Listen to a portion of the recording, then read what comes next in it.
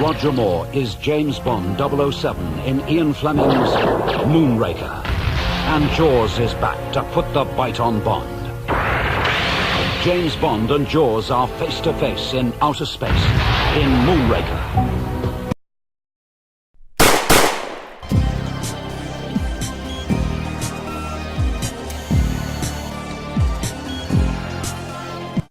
Hello, listeners, and welcome back to the James Bond Complex. My name is Edgar. My name's Matt. Welcome back, everybody. This time, episode 8, I believe, we are going to discuss a true piece of cinematic art, Moonraker. A masterpiece. A masterpiece, if you will, from the inimitable... what's this director's name? Lewis Gilbert. A mirthful masterpiece. And it's called Moonraker, 1979, on the heels of a little-known, at the time, independent film. And then, at that time, an independent film. Called Star Wars. Yes. Big influence. Barely noticeable. Am I misremembering, or at the end of The Spy Who Loved Me, it says James Bond will return in For Your Eyes Only? Does it not say that? It does. It says that, huh? Mm-hmm. Then Star Wars comes out. Actually, same summer, I think. Same Spy summer. Loved Me. Actually, a few months. I think Star Wars came out in May, and if I remember the marketing for The Spy Who Loved Me, it came out 7th of July, 1977. Yeah, they get as many sevens in there as possible. And good old Cubby sees Star Wars and goes like, holy smokes. Oh my God, I know what we were doing next. We're going to Moonraker. And we're going to use science fact. Science fact. He says this Here, in the DVD. at Moonraker, we're doing science fact, not science fiction. I love my interpretation. It's a solid interpretation. I will give you that, and that is a great quote. I have seen that quote before. I've watched that quote before. I love it. We're doing science fact. He's wrong and he's right at the same time. That's the beauty of it. Because at this time, nobody has seen the space shuttle. And is that your argument for he's getting it right? There's some thought to some of the ideas, like the artificial gravity, the way it's spinning. It's more or less what I think they explain how it would actually work in space. There's some reflection, I guess so, on the technology and the production design, the way the shuttles look, everything. Yeah, it's pretty much accurate for 1979. If I had never seen the space shuttle, it would work for me. But that's a minor part of the movie. Like, the space thing is maybe the last 15 minutes. Yeah, and a lot happens before the space thing. Yeah. Speaking of plot. Oh, do you want to give me the plot? So what happened? Tell me, Edgar. You want to know? You got 20 minutes? So after the delightful gun barrel sequence, we witness a hijacking. The Moonraker shuttle, so like in the book, it's an actual shuttle, although there are multiple Moonrakers. It is riding on the back of a particular plane. It is on loan from NASA to the British. And these two clandestine passengers hijack the Moonraker and, quote, steal it. In comes James Bond, because it is, in some particular fashion, England's responsibility because NASA was loaning it. James Bond is sent to California, where Drax Industries is located. So we have Hugo Drax. Is he a sir in the film? No, he's not. He's not a sir in the film. So we have Hugo Drax, played by Michael Lonsdale, in California. And there is one of his leading astronauts, Miss Holly Goodhead, played by I love Lois Chiles. I absolutely love Lois Chiles. She is an astronaut, fully trained, which to a degree impresses Bond. I don't think Bond sees that coming. Of course, we got good old Roger. Bond investigates Drax Corporation from California to Venice, from Venice to Brazil, in Rio de Janeiro, from Rio to the Amazon, essentially, and from the Amazon to space. Lots of trials and tribulations. There's a glass factory. There is a particular plant which has a poison attached to it. What's going on? Drax, he gets annoyed. He gets you give me some hand gestures, I'm getting to it, Matthew. Drax is annoyed. Bond keeps showing up with the tediousness of an unloved season.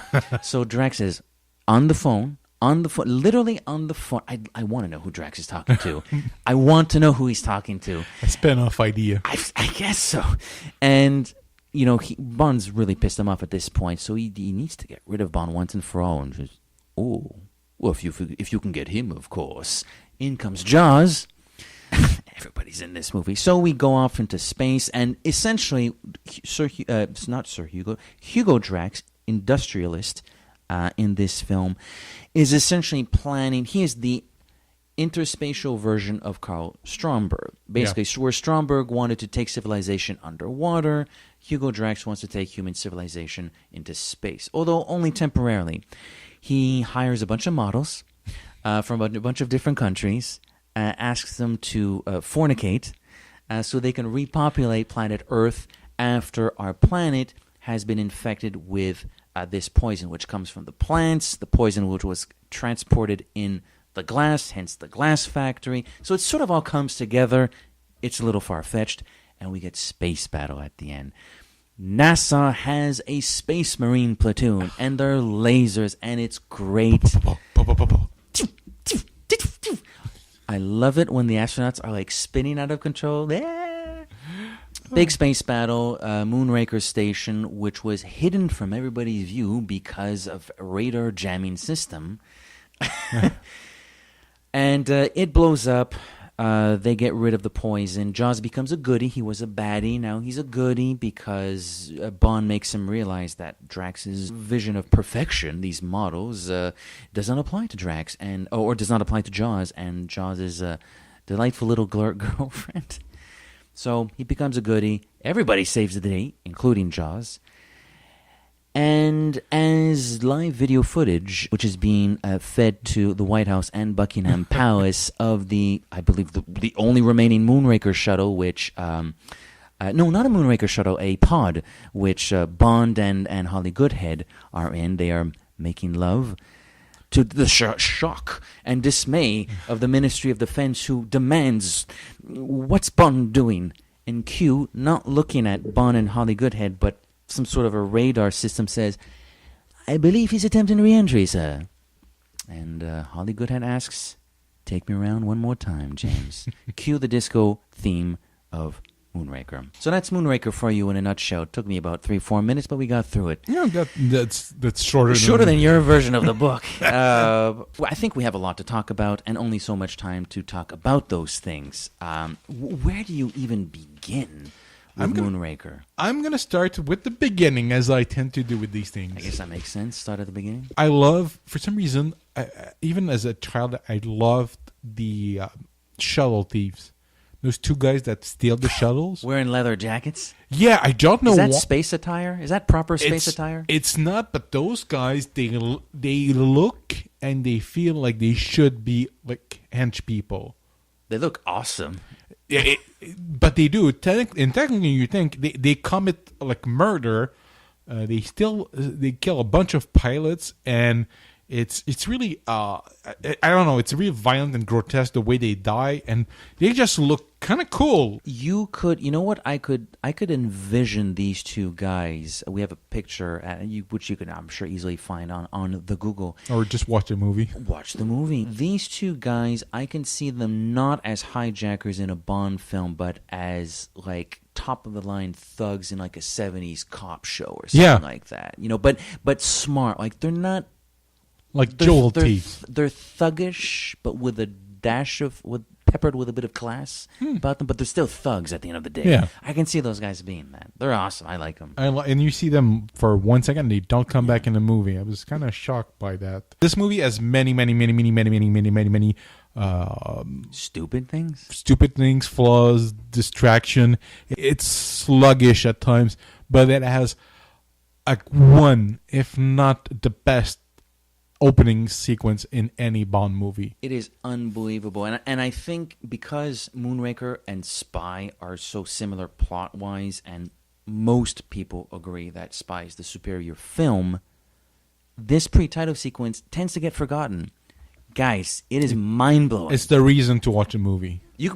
If you so choose, you could shut this off when the song starts. It is an amazing opening sequence. It's insane. They did 80 What the jumps. hell? 80 jumps. In California, I think they did that over California, Yes, as they I was did. reading, and just to have that much film footage as they're dropping out of the sky, 80 sounds like that's almost not enough. That's like I felt like they could have done 80 more to get. They have so much footage. They can't be filming for 5 minutes at a time. They're filming for 30 seconds, 20 seconds. Just about. And what's funny about it, because obviously most people don't, probably even to this, they know proper attire and stuff about parachuting. And my cousin actually has his licenses. I don't know which degree he has. He's done many. Is that the same one that can make a golden gun? Actually, it is. Your cousin's pretty cool. Yeah, my cousin's awesome. When he was discussing parachuting with me, he explained to me that you need to be tied so tight on your thighs, on your, like, the parachute can't move. And it's funny in that movie because Bond is thrown off the plane without a parachute, attacks the guy, manages to steal his parachute, Pretty easy, actually. and puts it on, and it's just one clip. And usually, like, you have straps. It's like a backpack. It's not realistic. The Boy Scouts here, but it's such a great sequence. And John Barry is back, because if you're going chronologically, he missed The Spy Who Loved Me. He's in top form, and he does something that he doesn't do often. He used the James Bond theme as in an action sequence. He tends not to do that, but it's great. And it's got a bit of a beat. Like there's a bit of I'm making it sound like a disco, but there's a drum going on in the back there. And it's great. I mean, when Jaws comes flying, he looks like a bird of prey. Looks like a hawk. Yeah, the way he holds his arms, it's just great. Even it's great imagery. Yeah, it's very iconic. It's very memorable. It's not really Roger Moore, it's not Richard Kiel, but it's still an amazing sequence. I'm wondering if that's one of the first films. What's his face? They hired him for so many movies after that. B.J. Worth. Yeah, he doubles for the guy that Bond steals his parachute from. Or I don't know. He plays one of the guys. I don't know who plays Jaws, but one of them is B.J. Worth, but I don't remember which one. But the parachute sequence is the best. And it's... You know what I liken it to? I always, in 2018, who cares about underwater sequences? But back in 1965, Thunderball was freaking amazing with it. Yeah. This is kind of like that. Like, oh my God, they are filming while everybody's falling to the ground from a plane. It feels like that kind of spectacular, visceral, something new, something fresh, something dangerous. I love it. I absolutely... I will say this. It's kind of dumb when Jaws tries to pull his parachute. Okay, he's so strong that he broke the cord, but then he starts flapping his arms like a bird. That's kind of stupid. And they have two parachutes in a pack. You have a safety parachute. And what does he fall into? A circus, It signals the tone of the film, but I feel it's saved by... It's not the best, but it feels... And it should be taken almost this way. Like the song and the visual, it feels like a dream.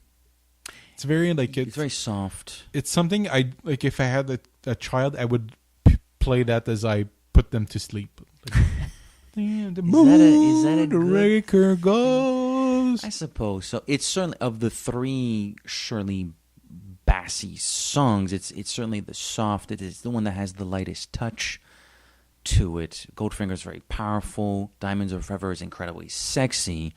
This one feels like a soft peck on the cheek. Yeah, but it's dreamlike. It just I just want to go to bed. I also feel that Morris Binder, bless his heart, is often those that elect to criticize him to a degree often say, well, his imagery is often alike, and I can maybe kind of see that. I actually find he's sort of in top form in this pre-title sequence. And it's the first time we actually see James Bond in the credits. Is this the first time? This is the first time. Pretty sure. We do not see him in The Spy Who Loved Me? I don't think so. You don't see him in any other one. Maybe in The Spy Who Loved Me. Now you make me doubt myself. It's mostly like people jumping around and being nude. Yeah, but we just saw people like jumping out of a plane, so it kind of makes sense. And they're jumping very slowly, and we have the 0G gravity later in the movie. Like, it kind of makes sense. The thing is that Morris Bender was limited, but with the technology of his time, I'm pretty sure if he, like, some of the visuals, like, you have to think, he's using, like, giant machines, like splicers and technology that there's a lot of optical effects in these pre-titles, not pre-titles, excuse me, in the title sequences themselves. They're basically the 60s and 70s versions of music videos for all intents and purposes, before that was really a thing, which it's not really anymore at this point. Oddly enough. The thing is, if he had a computer in the 60s, he would have done probably what Daniel Kleinman has been doing probably since Casino Royale. And GoldenEye, no? Daniel Klein was in the 90s. Yes, he was. But I think in the last, especially the last two, it's not just visuals as he was doing for GoldenEye. It's visuals. There's a theme, but he's telling a story. Morris Binder, if he had a computer in the 60s to 70s, he would have done something like that, but he was limited with technology that was available to him in the time that he had to do. But he still influenced... Well, he influenced Kleinman, because Kleinman is, especially for GoldenEye, is quite literally copying the visuals that Binder was doing, but in a 20th century version at the time. No, absolutely. In the previous episode, we waxed poetic a lot about dear Hugo Drax, our favorite villain to date in the books. What do you think of Hugo Drax in Moonraker, the film? You appear with the tedious inevitability of an unloved season. I didn't think there were any seasons in space. As far as you're concerned, only winter. And the treacherous Dr. Goodhead. Despite your efforts, my finely wrought dream approaches its fulfillment. Your dream, whatever sort of nightmare it is, has no chance, Drax. You think not? We shall see. We're coming up to second launch position. Launch globe number 2.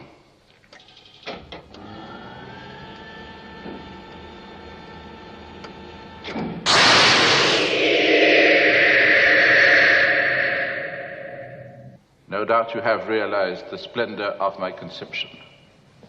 First, a necklace of death about the Earth. 50 globes, each releasing its nerve gas over a designated area, each capable of killing 100 million people. The human race, as you know it, will cease to exist. I love him. Yeah. He's fun. He's fun. He has such a great delivery, and he's French. I don't think I would have known if I didn't read that. You know, I knew Michael Lonsdale. It's not a very French name, but I knew he was French. I've actually seen him in a couple French films before, both at around that time and several years afterwards when he was a much older man. But maybe he doesn't sound like true English. Like, it's really close though. Like, his English is very English. Funny thing, he was in a movie with another James Bond actor. He was in Munich. He plays Daniel Craig. Yeah, Daniel Craig. It popped in my mind because I'm like, I've seen him in a more recent movie. Oh yeah, it's true. It's Munich. Munich. Yeah, the sequel to Moonraker. I'm keeping the joke. Yeah, no, I'm a big fan of Hugo Drax in this film as well. He's not as prominent in the film as he is in the book. He's such an integral part of the book.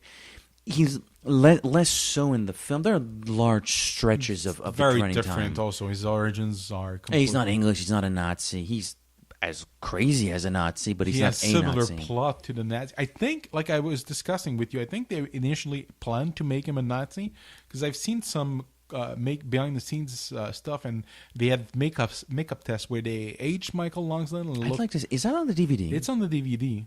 Okay. And he has longer hair and he has white hair. Really? I have no recollection of ever watching this. It's really weird. It's better. Like the tight beard and the short hair. Like, he looks better I think they made the right choice. They made him. And a big choice that they make, one of the reasons why we love Sir Hugo Drax from the book is his audaciousness. He's very ostentatious. He's a very aggressive character, the way he speaks, his mannerisms. It's the complete opposite with Michael Lonsdale's interpretation of the character. It's extremely, very even tonal level, very unemotional. I don't know if I'm correct, but he feels a little bit autistic. Kind of like Possibly. maybe not autistic, but he there's something's not right. Like Like he's the part of his brain that says show emotion, like that button. yeah. He switched it off and then he broke Even the when button. he's upset, the only time where he really feels upset is at the end of the movie when the station's blowing, his hair's messed up, and Bond is tracking him and then's about he wants a confrontation with him, and he's backing up, and he quickly grabs a gun and tries and shoot He Bond. does yell at Jaws, Jaws, you obey me! the only time he raises his voice. There is an embarrassment of riches as far as choice lines go. I must admit to being a bit partial to an early scene when Bond has arrived at the Drax Corporation. Drax says something, you've arrived at the precious moment, at a time when we can recognize England's one indisputable contribution to Western civilization. Afternoon tea. Can I press you to a cucumber sandwich? Yes. I want to try that. That is delightful because it speaks to, well, obviously, and this scene is happening in a very ornate, beautifully decorated room, after which two countesses have left the room and he's been playing classical piano. And so there's like this, it's an extraordinarily backhanded compliment. He enjoys his tea. It's also the only one goddamn thing you freaking English people have done in your entire history. It feels like something the book version of Drax would say if he once he's exposed as a traitor, well, not a traitor, but as a Nazi, you say, that's your one contribution this afternoon tea. That's why we're gonna wipe you up to put our Moonraker missile. Can I ask you a question? I want you to be honest. Have you ever had a cucumber sandwich? No, I never. I've But, never had a cucumber sandwich. but I'm either. curious. I want one now. Is it like toasted? Is it soft bread? Is it I would toast it and I would just cut the cucumber very finely. I'm wondering if I put some mayonnaise in it or something. mustard? Mustard, maybe? I'll Google some recipe and try it because it sounds. That's the next bonus episode. Foods. The dishes of It's just gonna be us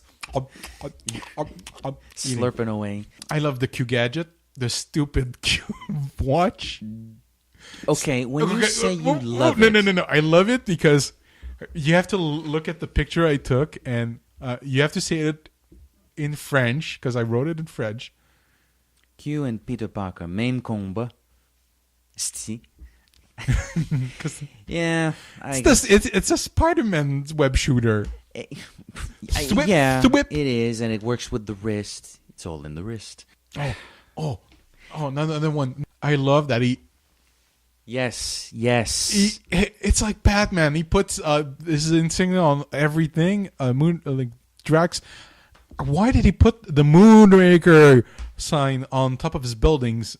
Nobody's gonna ever see that unless they're flying over in a helicopter, and they need to know. That's the Moonraker because it says Moonraker. See, it says Moonraker. It's funny, and this is maybe where Drax is a little bit hard to grasp. I mean, I love the movie Drax. I'm going to make that very clear. But if I was to play devil's advocate, maybe this is where he's a little bit harder to grasp because it really is only at the very end in the Moonraker station where he gives that bizarre speech about law and order in the heavens. He hasn't really said anything like that throughout the whole movie.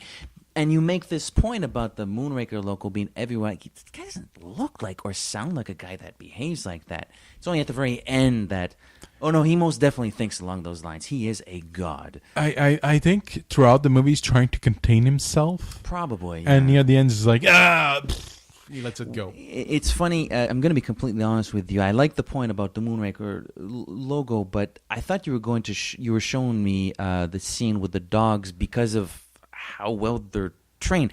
My brother used to be able to. Well, he's still able. It's amazing. Like he used to be.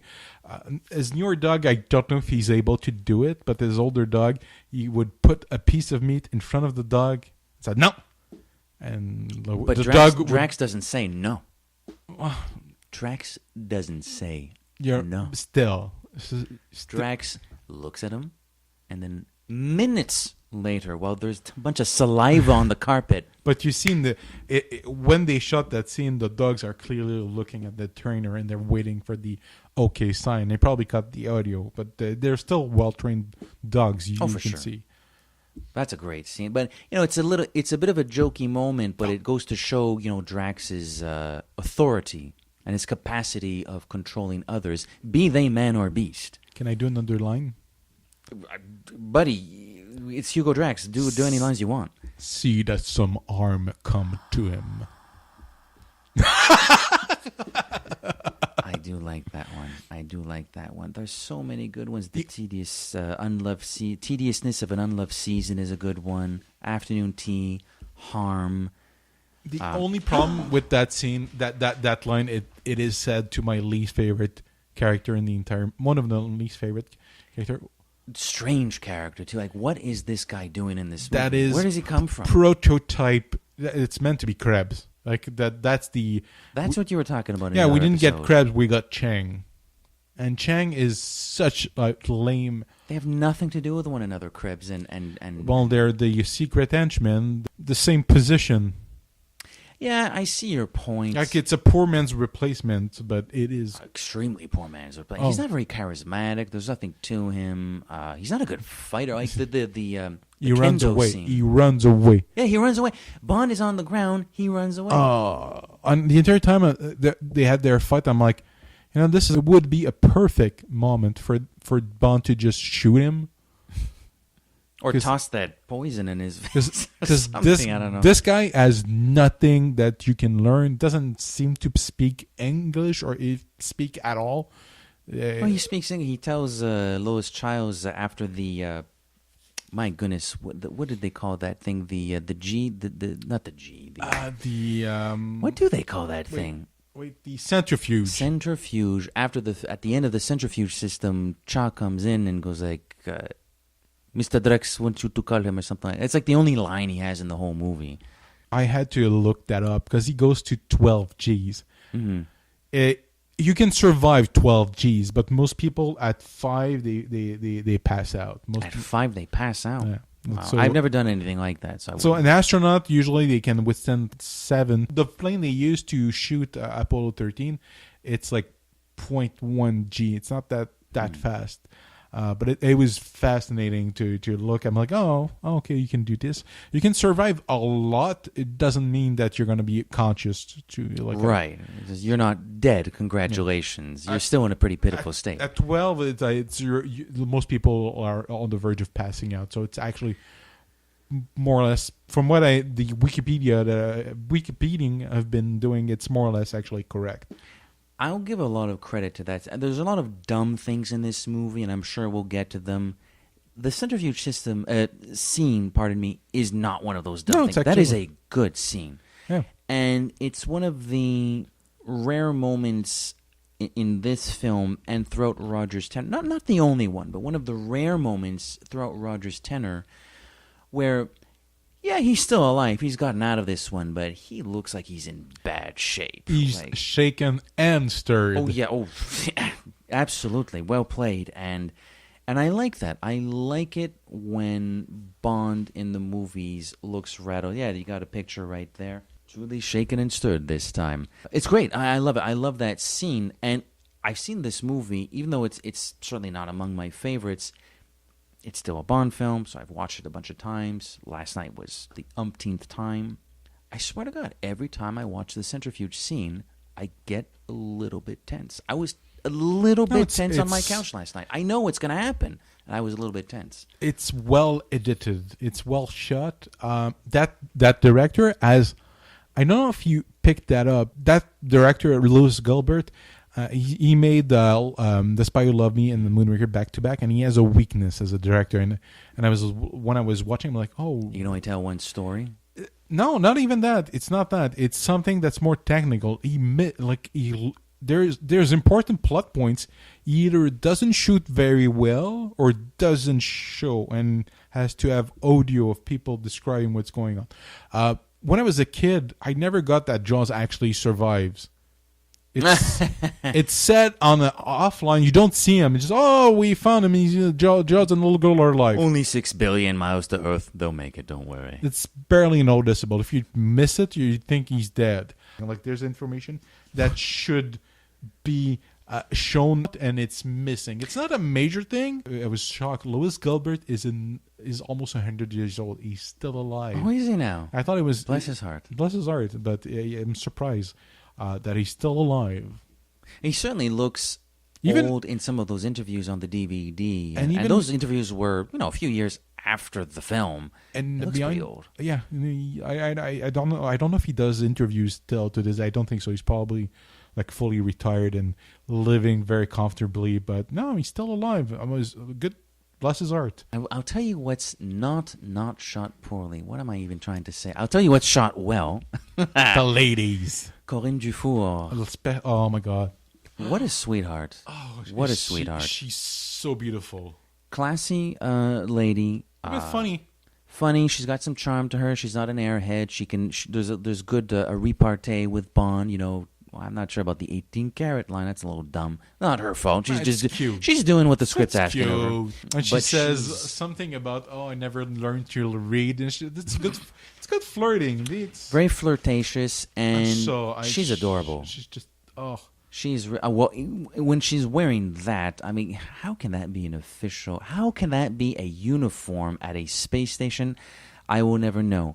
Only in a Bond film. That said, great uniform, and she's a delightful. She's a peach, as I would describe her. You have hot. Oh, she's so hot, and you have she's cute, and then you have that mixture of the two, where it's like, I'm very aroused by you, but I appreciate the fact that you're not just babylicious. There's like a classiness to you, and that's what Corinne Dufour is.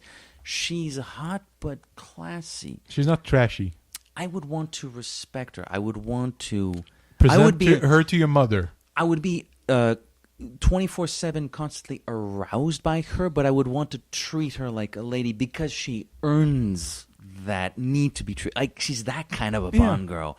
Man, that gets me going. I like her a lot. I like the classiness of Corinne Dufour. Unfortunately, she meets a very grisly end. Oh, there's... you know what? We'll go through those two parts. There's two moments, and I need to verify his filmography, but there's two scenes. The scene where obviously Corinne is brutally murdered, but also the scene with, what's her name? Manuela in the alley in Rio, which feel like they're from a horror movie. Oh, absolutely. Yeah. Shot very differently. It's completely different styles. The Corinne death feels like it belongs in a Hammer movie. Or a Giallo or something like that. Because it's very foggy, the music. The music. It's just creepy. I'm like, you know what? I was watching it. I'm like, I'm not showing this to a kid. They're going to be like a very young child would be kind of creeped out by this. And this is a criticism that several Bond films have needed to take, and maybe it applies a little bit in Moonraker.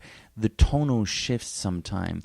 Corinne's death is extremely grisly, extremely horrific, and it happens like 20 seconds after one of the funniest moments in the movie where Drax and Bond are they're using pheasants as target practice. It's sort of like the old school, old boys club hunting scene. And Drax presses Bond to give it a shot. There might be a bird that flies by, and one does. And Bond takes aims, fires, doesn't kill the bird. Drax, in a very satisfied way. You missed, Mr. Bond. Did I? As you said, such good sport. And like 20 seconds later, Coon the Fool dies like the most grotesque death in the history of the whole series. Yeah. So there's some like bizarre tonal shifts sometimes. Like in this it's a film. good scene. It's just whoa. That's the thing. I can't really complain about it because it's well made. It's well It's shot. really well made. But it's just it's a bit gross. And this is in a film in which Jaws falls in love with like a huge boobed blonde not midget. Everybody's a midget compared to Richard Kiel, but like why is all this happening in the same? It's one of the reasons I don't hate this movie. In fact, so far I've said a lot more things I've liked than not like. But There's an insanity to it. The point I'm making is one of the reasons why it's not at the top. It's like not a top 5 Bond film. It's just it doesn't seem to always know what it wants to do, how it wants to feel. I find It's schizophrenic, I guess. it is a little tonally. It's a bit on the Schizoid. schizophrenic. That's how I would put it. I would agree with that. It's just, and it's funny because you got these two on the on the same one of your traditional, your beautiful note booklets, and you have the two scenes we just described. The photograph at the top we're looking at is when Bond's such good sport, and the picture at the bottom is the giallo scene or the hammer scene. It's like, why are these two things happening back to back? I have to mention the gadgets. At least another Please? gadget. The camera and the X-ray case thing that he uses to unlock the safe that's going to give him the next clue to the next plot, which is... That's how he finds out about the Vinini glass factory. The VT glass factory. All of these things are now apps. Like in 21st century, that's like that's the super cute camera. When I saw that, maybe even like 15 years ago, I was still, that's kind of cool. It's a spy camera. That's cool. But today you watch it, I don't think people, like a kid would see that today and be like, okay, it's just a camera. I wouldn't think that it's a cool the camera. child will take their smartphone out of their pocket. Yeah. And they would be laughed probably because it has 007 on top of it.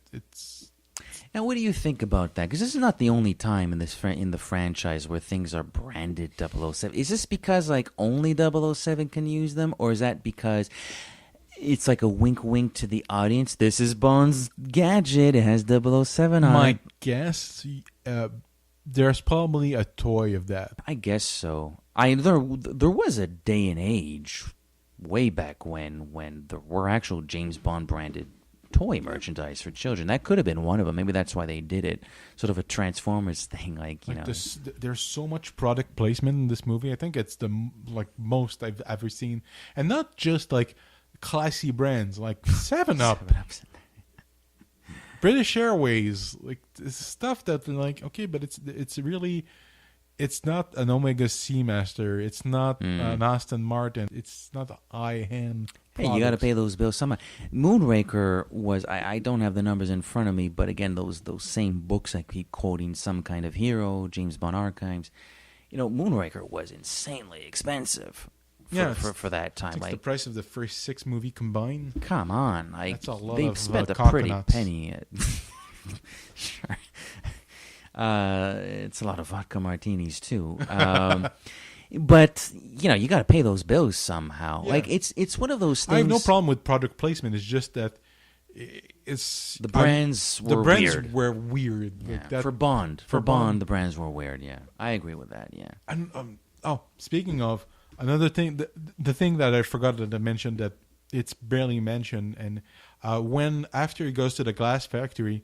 It's only in this viewing that I understood why the assassins come of the woodworks to try and kill him, because one of the Drax ladies that is working at a glass factory, and she spots him. Probably, she gives him like a look, and you're supposed to infer she's the tour guide in the museum, and she stops talking when she sees. But I noticed that last night, but I didn't put those two things together. The first time I had to rewind, I'm like.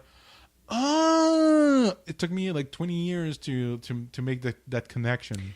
And more to further your point, I had noticed it earlier on a previous viewing, but we're talking like my 5th or 6th viewing of the movie.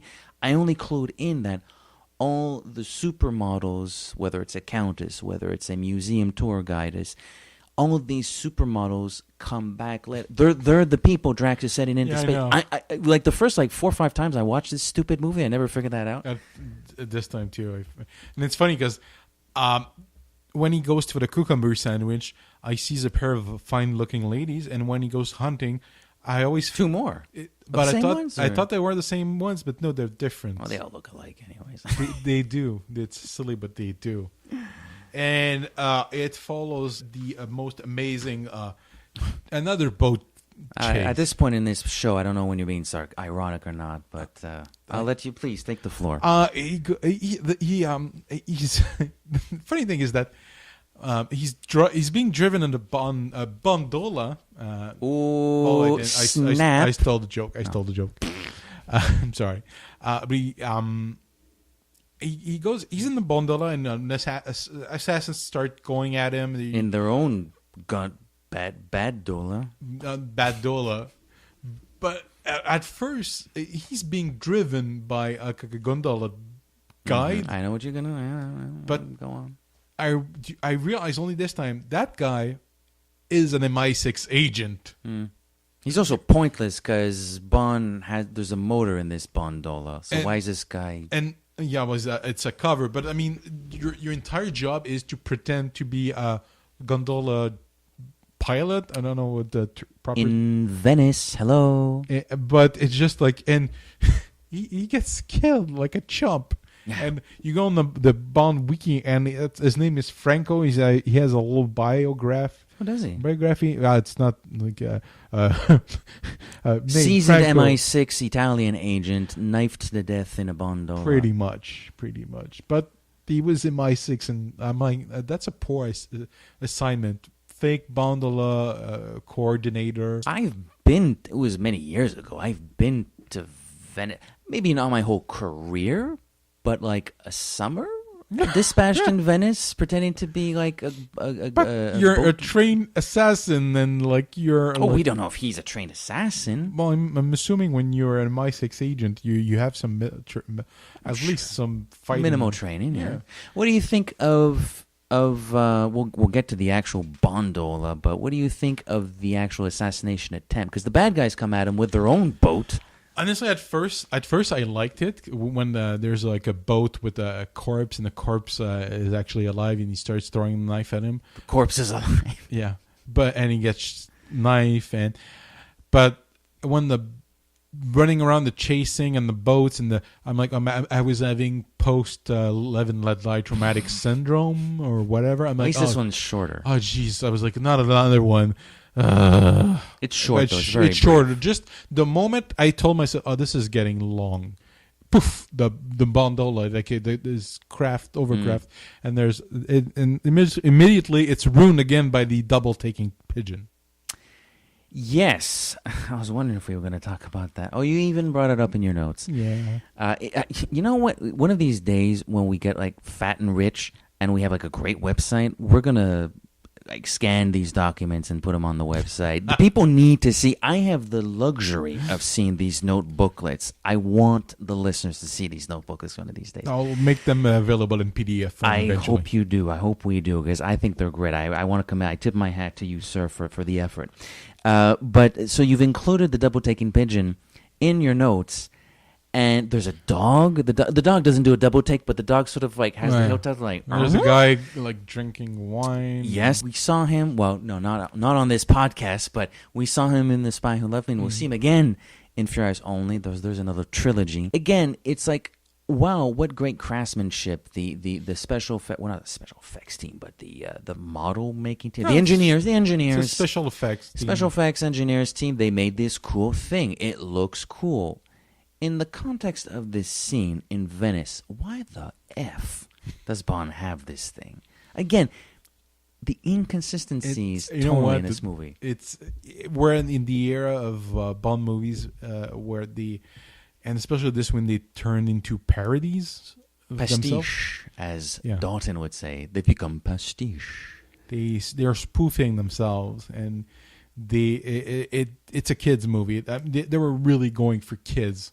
I mean, well, not the dog scene, not the Corinne Dufour scene, not the centrifuge scene, but that's my point. That's this tonal inconsistencies. Yeah, you're right. but they marketed it heavy for kids. They make Jaws. He goes from a A baddie to a goodie, And apparently that was because they wrote in and said we wanted to be a good. So you are right. I'm not discounting your argument. It is a fair point. It also furthers my own point about this movie sometimes doesn't know what it wants to do. No, it doesn't know what it wants to do because it wants to be everything. But it's a chaotic production. It was made the turnaround between Live and Let Die, The Spy Who Loved Me and Moonraker. I mean, Spy came out July 1977, and this movie must have been in production, I'm guessing, throughout 1978. 78, early 79, something like that. They came out in the summer back then. It wasn't like today where, they come out at the end of the year. That's why they're filming in January and February. No, these movies used to come out in like July and June. Like they're filming the previous year already. Yeah. And the film is on a massive scale. We haven't even gotten to like the big special effects sequence yet. And everything we've done so far has been on a massive scale. If I had been doing the plot synopsis, I would have went. James Bond decides to land a lady in every continent in a week because missions at the beginning of the movie is in Africa. I think he's ending the African. He's on his last leg. I think they mentioned exactly. So that's one.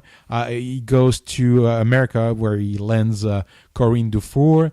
He has sex with Holly Goodhead in Italy, and he has Manuela in South America, and he goes to space. And technically, you could say sex. Not only does he have space sex, but he goes around the world. So that's his mission, to have sex everywhere in the world, and technically outer space and counts as Moonraker. Moon. It's kind of creepy. I never would have thought about that. Maybe with hard and long concentration that would have come to mind, but I see your point. Jaws comes in at some point. He comes back. Jaws turns into I think you saw my cartoon. Yeah, you've been flipping the pages, and I noticed the Roadrunner and what's this? Roadrunner and who? Will E. Coyote. Will E. Coyote. Yeah. It does. Frankly, I can sort of see why you've included that in your note booklet. I mean, because that's essentially what's going on. No, here. it is. It is like a Warner Brothers cartoon.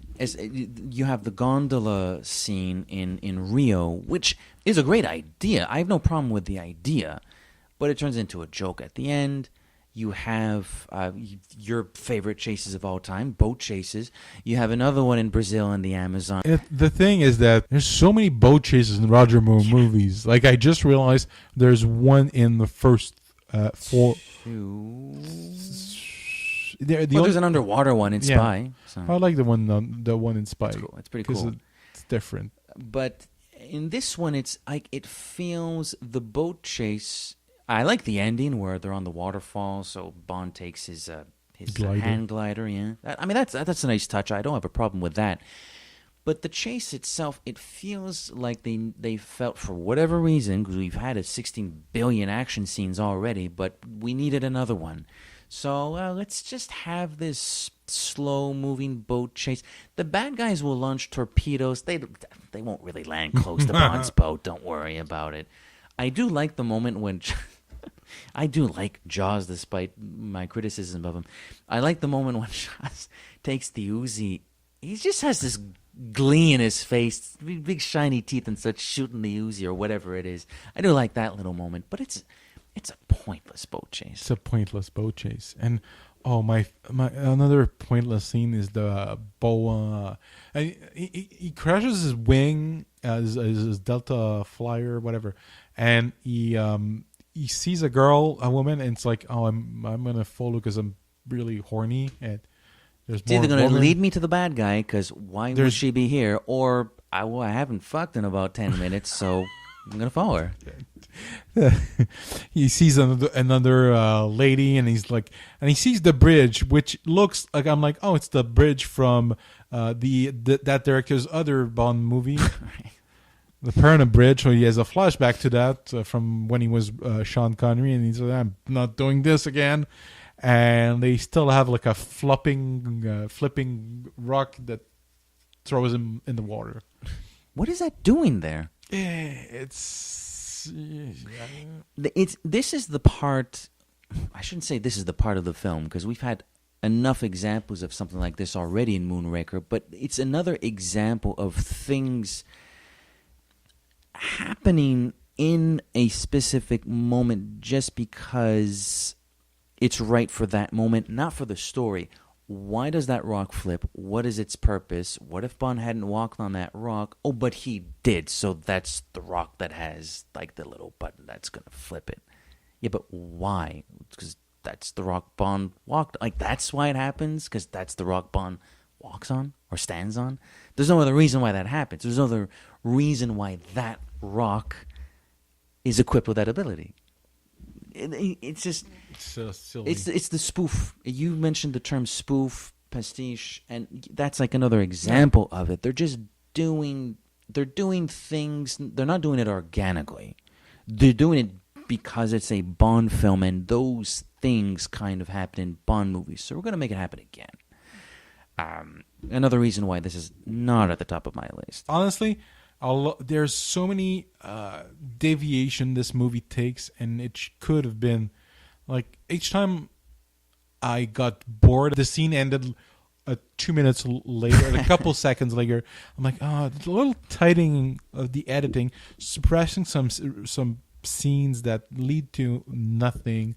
Like, honestly, the bridge thing, not the bridge thing, but the boa thing, it's just okay, but it's not a deviation. It's just people get to space earlier. No, but it's pointless. Yeah, it is pointless. And the joke is not very good. You know, why did you kill my python? Oh, I noticed you developed a crush on me. What? Is that the best you got? It's a clunkier. It is a clunker. It is a clunker. But we do eventually. We didn't discuss at all the what's it called again? The thing that takes them. Gondola? No, not gondola. Funiculaire. The funicular. Yeah. The thing you take to go up mountains by cart. Yes. And we haven't discussed Holly Goodhead. That's true. We should give her some... You know what? You're right. I apologize. And you said you love Lois Maxwell. No, I said I love Lois Chiles. Chiles. Well, everybody loves Lois Maxwell. That's fair enough. Wrong Lois. Wrong Lois. There's also Lois Lane. Fictional character. I'm fine with Lois Lane. Yes, I do love Lois Chiles. I think she's absolutely stunning to look at. I think she's beautiful. And so she's kind of our Galibrand. Is she as cool as Galibrand? Maybe not. She doesn't work. She doesn't work. She's proto Christmas Jones. Ooh, hold on. I'm gonna be rough with her. Is this our first disagreement of since the start of the show? I'm gonna be proto Christmas. I'm gonna be rough with her, but I have a point. I don't think I feel, like as I previously mentioned, I feel this movie was rushed in production, and some parts were not complete, and I don't think that character is fully developed because she goes from she has no reasons to be not like working with Bond from the get-go. I don't trust her. It worked for the previous movie, which was The Spy Who Loved Me. The entire movie was predicated on East and West teaming up together.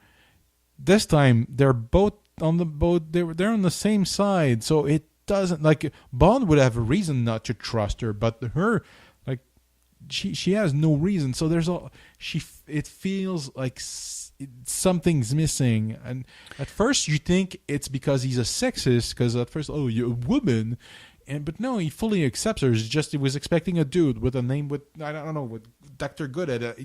He was expecting a dude. It's like, oh, it's a woman. Oh, I suppose you're right, Holly. We would be better off working together. Détente. Agreed. Understanding. Possibly. Cooperation. Maybe. Trust. Out of the question.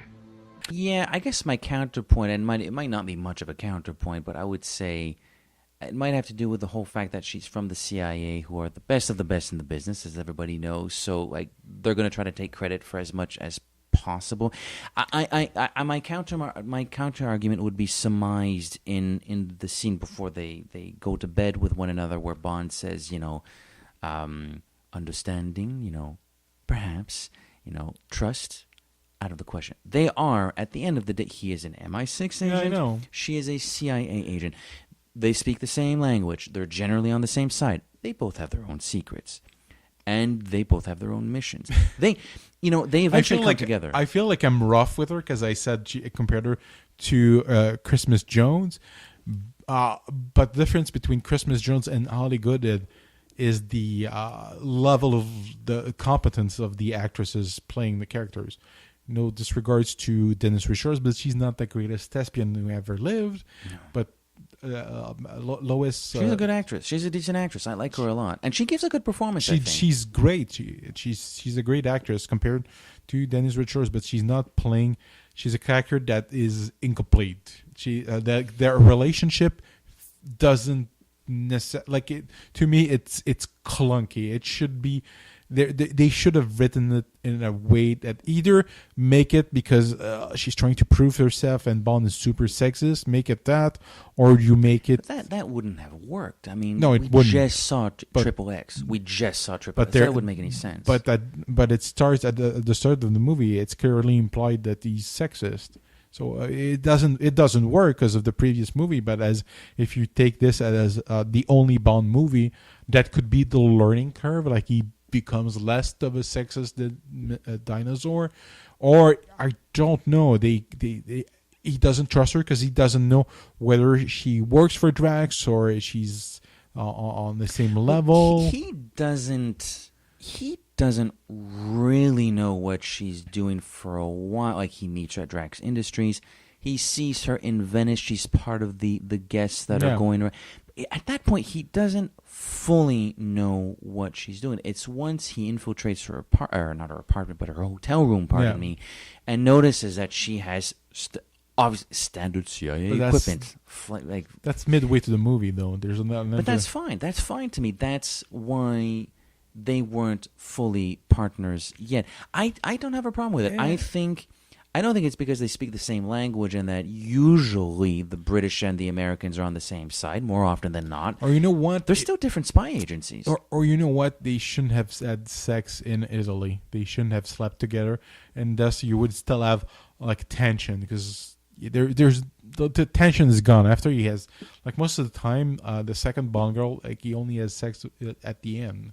And because there's tension. Like it's not... But I feel that this movie needed some tension to justify the relationship. That scene when they meet up again in Rio, he's spying on the airport and then he notices her and she notices him. She's not completely honest. That's a little weird. Like they just finally learned who each other's working for. Yeah. And they've had sex, and yet she's still not completely on his side after that. The gondola scene fixes that. Like, they're finally on each other's side after that. But that's like 2 minutes.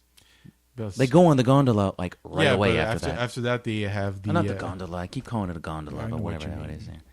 I don't know what it's called. I don't know what it's called either.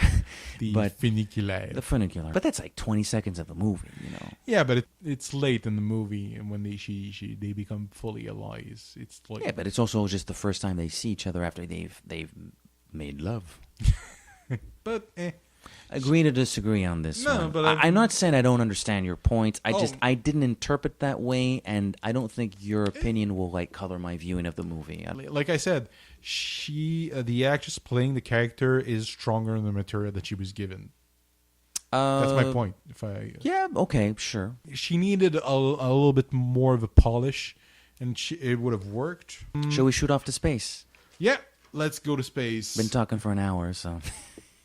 Yeah, oh no, I just wrote here what what the Bo is saying because there's like pretty ladies everywhere, and he's like, I wrote, this is Austin Powers, and it is like the sex bot scenes in Austin Powers. Kind of, actually. So let's go to space. Let's go, baby.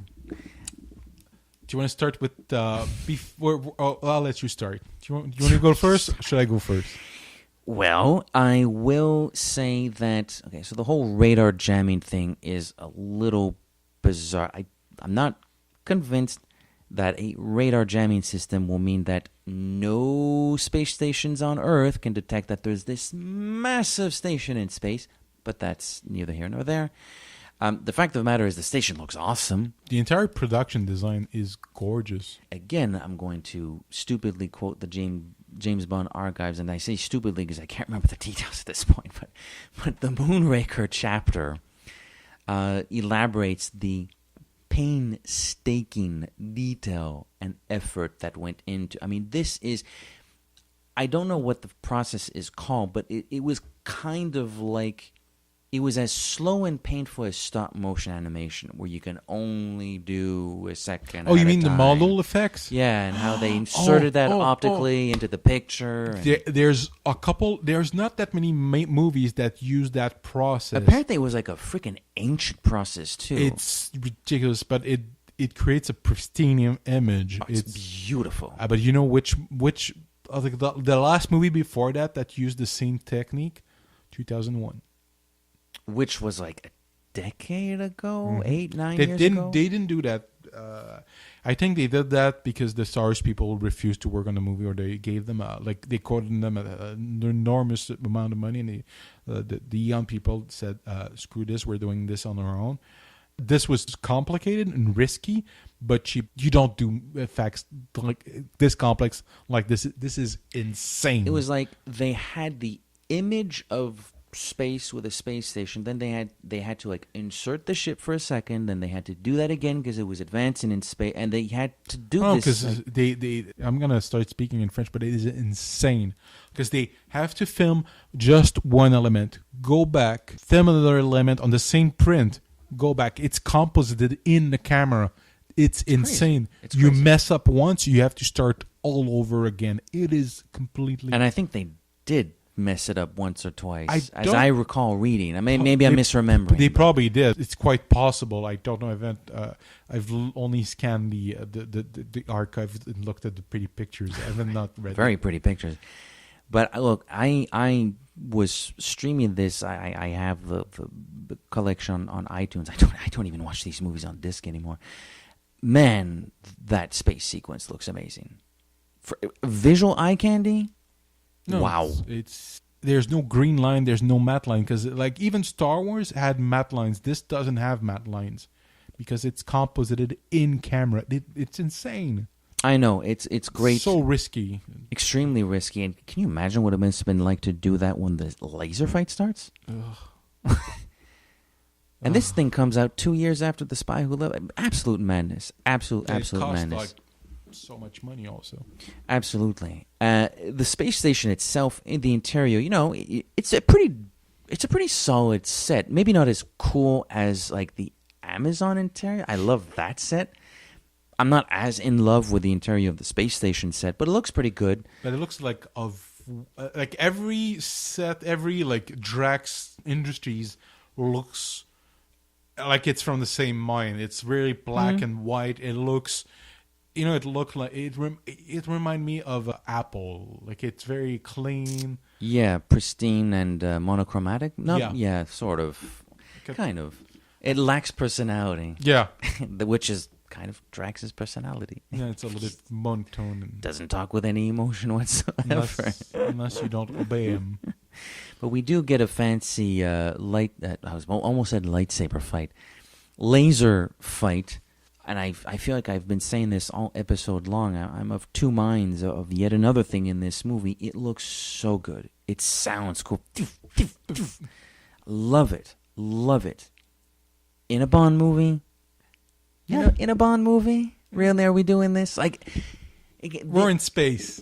This sequence kind of encapsulates my entire feelings towards Moonraker the film. Yeah. There's so much that's legitimately, in my heart of hearts, pretty cool. This is so stupid at the same time. It's, you know, it is James Bond meets Star Wars, and they had two choices after this movie. Either we keep going this way, and James Bond's a space spy, and he's gonna fight aliens. That they could The series could have become Space Adventures James Bond.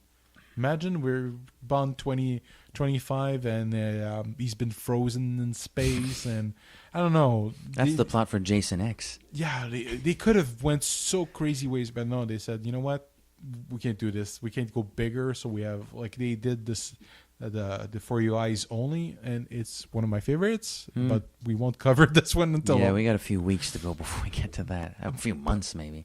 But I've got a few notes on Jaws. Well, not Jaws. It's a thought I had when I was watching the movie. Richard Kiel should have had a kid shows. Not playing another character or playing Jaws? Not necessarily as Jaws, but like, I don't know, My Friendly Giant, because he has. I'm saying like you would have named it something else, but he had kid appeal. Like as a kid, I loved him. Well, there's that story of him giving the wait, it's not a story of him giving he gives the interview. He says, yeah, these kids were saying, well, why isn't Jaws a good guy rather than a bad guy? Like, I don't know why. For most of The Spy Who Loved Me, he's a pretty scary guy. Mm-hmm. So, and yet the kids, kids will just see things in a different way, and they saw that character and he's cool. We're not scared of him. We're kids. I'm not scared of him. I want him to be Bond's friend. Okay. But sometimes, because in The Spy Who Loved Me, he's always a threat until he drops a stone on his foot, and then he becomes a little bit more silly. Yeah. I do tend to forget that moment. I don't have a problem with a little bit of humor with Jaws. No, I don't. But it's why kids gravitate. And he had good comedic faces. He was he would have worked. He could have had a kid show with Richard Kiel playing. He was actually. You probably don't know that. I'm gonna shock you. So hang on tight. He was the Incredible Hulk. The Bill Bixby TV show was not. He was the original Hulk. Really? Yeah, and apparently, if you look at the pilot, he shot scenes, but I guess they felt his body type was wrong because he's big, but he's not like super big. So there's some shots in the pilot where it's still really because he looks completely different from the guy. I can't remember his name, but Lou Ferrigno. They're not at all alike physically. No. Lou Ferrigno is a box. Like Richard Kiel is, yes, muscle bound, but a giant. He's tall. He's so Richard Kiel. I call him Jaws. Richard Kiel is so tall you could almost mistake him for being lanky because he's so tall. Let me see if Can you see some? Are there images of him as? Yeah, apparently there are a few images of him. I think it's in the distance. Because that would be like visual dissonance, like between Richard Kiel and Lou Ferrigno. I mean, see, I think that's one of them, and it's definitely Richard Kiel. Oh yeah, you can tell in the jawline. You can tell it's him. You can't tell as much that he's that tall because it's an overhead shot, but. Look at his arms and the way that the legs and the foot. It's definitely him. Interesting. I saw Richard Kiel in a Clint Eastwood western. He plays a silent bad guy. No, he's not like the main antagonist. He's like he's a heavy. It's not. Is it Pale Rider? I don't know. Maybe it's Pale Rider. It's one of his. It's one of the. It's not a spaghetti. It's like an early to mid '80s. Oh, okay, it's a seasoned Eastwood. You got Pale Rider, you got damn it, I don't remember what it is, but yeah, if you look at Eastwood's Westerns filmography from the 80s, Richard Kiel is in there for about 15 minutes as a heavy. Yeah, doesn't say a word. Also, he's in Adam Sandler golf movie. Oh yeah, I don't remember that. Yeah, he's there for like a second near the end, I think. Does he talk? Yeah, he talks. Oh, that's he has nice. a mustache. He's later period there, Richard Kiel. I'd have to rewatch that. No, I'm not going to rewatch that. I'll rewatch the scene with Richard Kiel. I don't remember. It's not Billy Elliot. It's one of those, like, period. Happy Gilmore. Yeah, that's the one.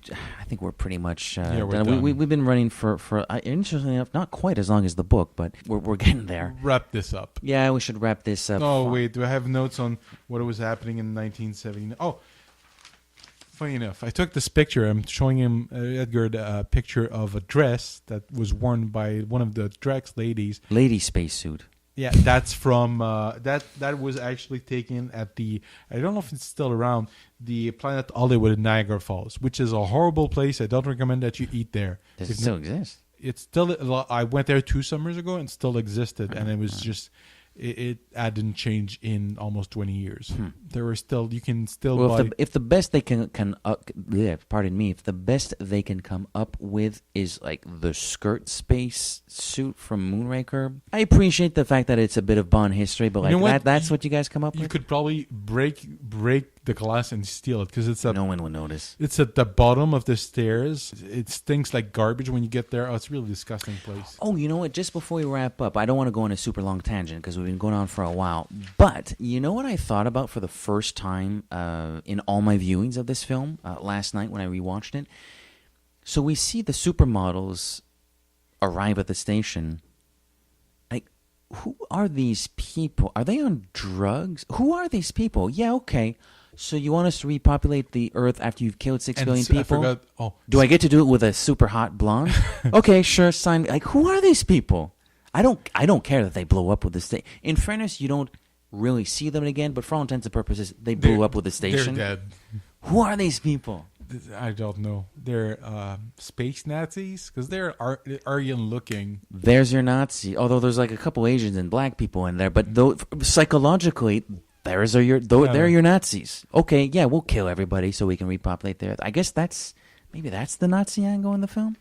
Oh yeah, we're gonna have you can all reproduce, and they probably neutered all the males and the people that didn't want, and so yeah. There is the allusion to the fact that the first effects of the poisonous plants was sterility.